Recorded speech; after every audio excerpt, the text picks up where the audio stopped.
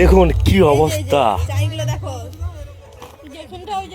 দেখুন অবস্থা, দেখুন দেখতে পাচ্ছেন পুরো মাটির ঢেলা, আর কিচ্ছু নেই।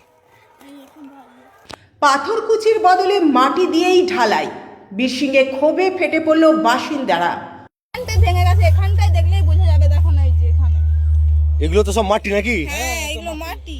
হ্যাঁ এই যে এইগুলো সব মাটি আর সিমেন্ট। তো এই তো এখন এটা তো সিমেন্ট, এটা সিমেন্ট, হ্যাঁ এটা সিমেন্ট, আর সিমেন্ট দিয়ে লেপছিল, আর এইগুলো মাটি। এগুলো। নমস্কার, বিশেষ একটি খবর নিয়ে আমি মৌমিতা দা। কংক্রিটের ঢালাইয়ের জন্য প্রয়োজন পাথরকুচি, বালি ও সিমেন্ট, কিন্তু পাথরকুচির পরিবর্তে মাটি দিয়ে ঢালাইয়ের ঘটনা কখনো শুনেছেন?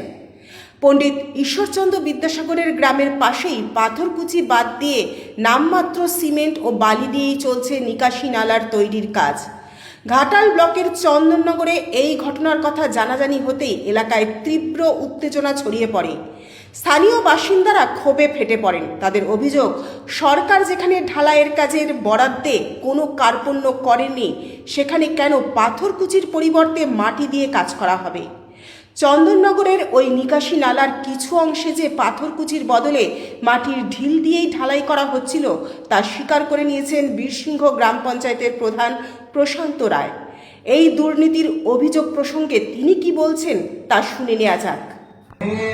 ওই এলাকায় চন্দননগরের একটা ড্রেন আবাস থেকে তৈরি হচ্ছিল সাঁতরাপাড়ায়। আমি শুনলাম ওইখানেরই যার বাড়ির সামনে হচ্ছিল আমাকে ফোন করেছিল যে প্রধান সাহেব, আমাদের এই ড্রেন হচ্ছে, তাই কিন্তু মাটির ডেলা আছে, সেটাকে মাটির ডেলা দিয়েই, মাটির 2-3টে ডেলা 4টে ডেলা আছে, এরকম অবস্থায় ঢালাইয়ের যে আমাদের বোর্ড ছিল, বোর্ডের ভিতরে ফেলে দিচ্ছে। তো আমি সঙ্গে সঙ্গে ডেনারদার অফিস থেকে ওখানে গেছিলাম, যে দেখলাম যে ওখানে একটা পুরাতন মাটির বাড়ি ভেঙেছে, তার অনেক মশলা যেখানে মাখানো হচ্ছে, অনেক মাটির বড় বড় ঢেলা পড়ে আছে। সেই ঢেলারই 2-3টে ঢেলা ওই মশলার মধ্যে পড়েছিল। ওরা সেই ঢেলাগুলো না ফেলে ওই যে বোর্ড ছিল, বোর্ডের ভিতরে ওই মানে যেমন মশলাটা মাখা ছিল, ওই মাটিটা ওখান থেকে পড়ে যায়, ওইখান থেকে পড়েছে। আমি দেখলাম, আমি যেটা দেখলাম, পড়ে ওরা সেটাকে সহ ঢেলে দিই।